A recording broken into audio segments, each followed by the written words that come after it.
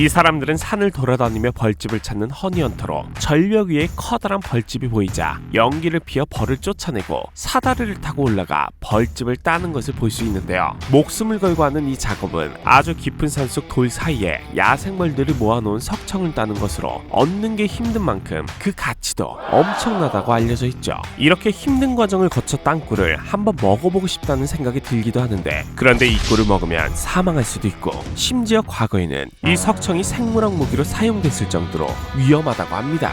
때는 기원전 65년 로마군에 대적하던 미트리다테스 왕은 로마군들이 철수하는 길목에 석청을 놓았는데요. 굶주림에도 행군을 이어가던 로마 군대들은 달콤한 석청을 다 같이 나눠 먹었고, 먹은 후 구토와 설사, 어지러움을 느껴 해롱해롱 거리던 사이 미트리다테스 군대가 손쉽게 로마 군대를 처리했다는 기록이 남아있죠.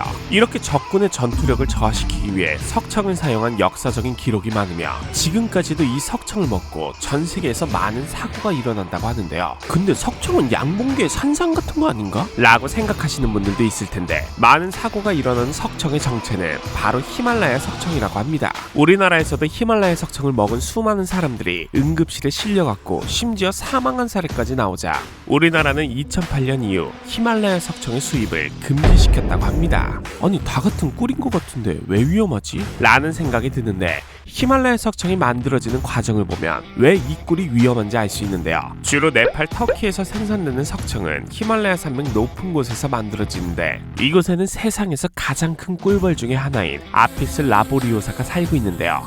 이 벌들은 백두산보다 더 높은 해발 2,500m 이상에 살면서 수직 절벽에 집을 지으며 꿀을 모으는 활동을 하죠. 집이 높이 있으니 꿀을 따올 때도 매우 높은 곳에 피어있는 야생화로부터 꿀을 따오는데, 이 야생화 중 진달래 속에 속하는 일부 꽃은 강한 독성을 지닌 그레이아노톡신을 만들어내거든요. 근데 이 아피스 라보리오사는 개의치 않고 인간에게 치명적인 독을 품고 있는 이 꽃을 쪽쪽 빤 후에 집에 있는 일벌에게 넘겨주고, 일벌이 벌집의 꿀을 개어내는 등의 과정을 거치면서 점점 석청이 만들어지는 것이죠.